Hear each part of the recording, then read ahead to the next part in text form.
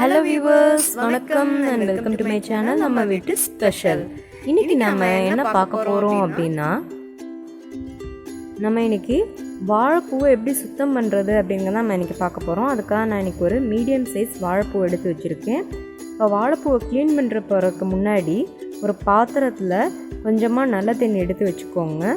இந்த நல்ல தண்ணியோட ஒரு 2 டேபிள் ஸ்பூன் அளவுக்கு தயிர் இல்லைன்னா மோர் எது வேணாலும் ஆட் பண்ணிக்கலாம். அதை சேர்த்ததுக்கப்புறம் நல்லா மிக்ஸ் பண்ணிக்கோங்க.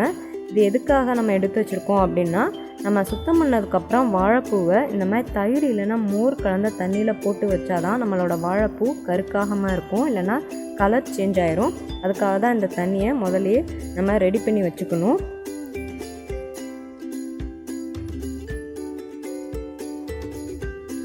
வாழைப்பூவை க்ளீன் பண்ணுறதுக்கு முன்னாடி நம்ம ஏற்கனவே சொன்ன மாதிரி தயிர் இல்லைன்னா மோர் கலந்த ஒரு தண்ணியை ஒரு பாத்திரத்தில் எடுத்து வச்சுக்கோங்க.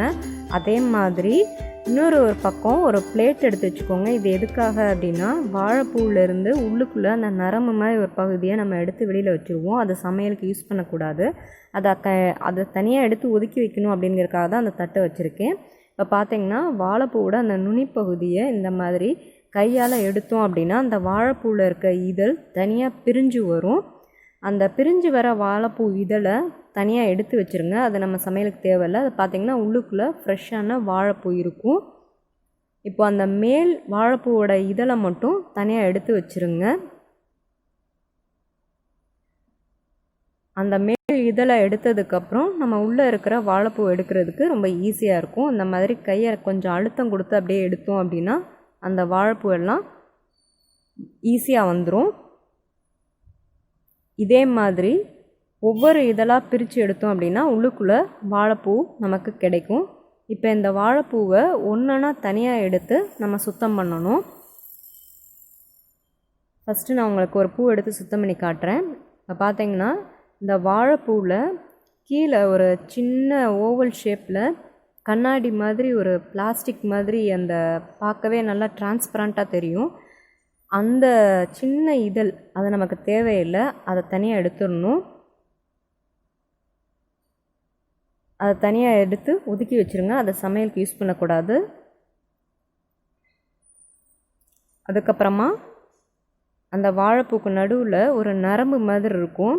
அது எப்படி கண்டுபிடிக்கணும்னா, அந்த நரம்பு பகுதிக்கு மேலே பார்த்திங்கன்னா ஒரு சின்ன உருண்டை மாதிரி ஒன்று இருக்கும். அதுதான் அந்த நரம்பு.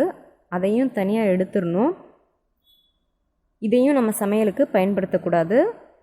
இதை கரெக்டாக சுத்தம் பண்ணாமல் நம்ம சமைச்சோம் அப்படின்னா நம்மளோட வாழைப்பூ துவர்ப்பு டேஸ்ட்டு அதிகமாயிரும். அதனால் அந்த உள்ளுக்குள்ளே இருக்கிற அந்த நரம்பை தனியாக எடுத்துருங்க. நான் ஏற்கனவே சொன்ன அந்த சின்ன இதழும் இந்த உள்ளுக்குள்ளே இருக்கிற அந்த நரம்பும் நமக்கு தேவையில்லை சமையலுக்கு. இப்போ பார்த்திங்கன்னா நமக்கு சுத்தம் பண்ண வாழைப்பூ கிடச்சிருச்சு. இந்த வாழைப்பூவை நம்ம ஏற்கனவே மோர் இல்லைனா தயிர் கலந்து வச்சு அந்த தண்ணிக்குள்ளே போட்டு நம்ம சமையலுக்கு பயன்படுத்தலாம்.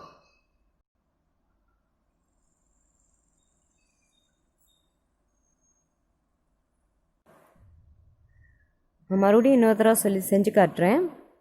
பார்த்திங்கன்னா வாழைப்பூக்கு அந்த கீழே இருக்கிற ஒரு சின்ன இதழ் ஓவல் ஷேப்பில் இருக்கும், டிரான்ஸ்பரண்ட்டாக. அந்த சின்ன இதழையே எடுத்துருங்க. பார்த்திங்கன்னா உங்களுக்கு தெரியும், அந்த சின்னதாக இருக்கும் ஓவல் ஷேப்பில். அதை நம்ம தனியாக எடுத்து வச்சிடணும். அதை நம்ம சமையலுக்கு யூஸ் பண்ணக்கூடாது. அதே மாதிரி வாழைப்பூக்கு நடுவில் இருக்கிற அந்த நரம்பு பகுதி மேலே பார்த்திங்கன்னா ஒரு சின்ன ஓவல் ஷேப்பில் கனமாக இருக்கும். அந்த நரம்பு பகுதியை நம்ம நீக்கிடணும். இந்த மாதிரி சுத்தமான வாழைப்பூவை மோர் கலந்த தண்ணியில் போட்டு வச்சுருங்க. அப்போ தான் அது கலர் சேஞ்ச் ஆகாமல் இருக்கும். இப்போ வாழைப்பூவிலேருந்து நம்ம எடுத்த அந்த நரம்பும் அந்த சின்ன இதழையும் நம்ம சமையலுக்கு பயன்படுத்தக்கூடாது. அதை நம்ம க்ளீன் பண்ணாமல் சமைச்சோம் அப்படின்னா நம்ம வாழைப்பூ ரொம்ப துவர்ப்புத்தன்மை அதிகமாயிரும். அதனால் மறக்காமல் அது ரெண்டையும் கரெக்டாக எடுத்துருங்க. இந்த மாதிரி ஒவ்வொரு வாழைப்பூவில் இருக்கிற அந்த கீழே இருக்கிற அந்த ஓவல் ஷேப்பில் டிரான்ஸ்பரண்ட்டாக இருக்கும்ல அந்த இதழை நீக்கிடுங்க. அதே மாதிரி உள்ளுக்குள்ளே இருக்கிற அந்த நரம்பு பகுதி அதையுமே தனியாக எடுத்து வச்சுருங்க. இந்த மாதிரி நம்ம ஒவ்வொரு வாழைப்பூவாக சுத்தம் பண்ணி வச்சிட்டோம் அப்படின்னா நம்ம வாழைப்பூ அவ்வளோ டேஸ்டியாக இருக்கும். கொஞ்சம் கூட துவர்ப்புத்தன்மை இருக்காது. ரொம்ப சிம்பிள் தாங்க வாழைப்பூ க்ளீன் பண்ணுறது.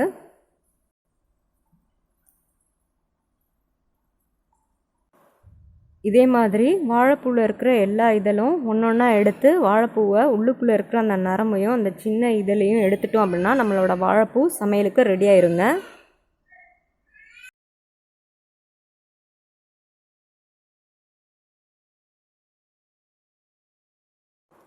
அவ்வளோதாங்க, நம்மளோட வாழைப்பூவை நல்லா க்ளீன் பண்ணி எடுத்து வச்சாச்சு. இப்போ பார்த்தீங்கன்னா உங்களுக்கே தெரியும் அதுக்குள்ளே இருந்து எவ்வளோ நரம்பும் சின்ன இதுலையும் நான் தனியாக எடுத்து வச்சுருக்கேன்னு. ரொம்ப சிம்பிள் தாங்க. இதே மாதிரி நீங்களும் வாழைப்பூவை ஈஸியாக க்ளீன் பண்ணி சமைச்சு சாப்பிடுங்க. உங்களுக்கு இந்த வீடியோ பிடிச்சிருந்தா லைக் பண்ணுங்கள், ஷேர் பண்ணுங்கள். மறக்காமல் நம்ம சேனலை சப்ஸ்கிரைப் பண்ணுங்கள்.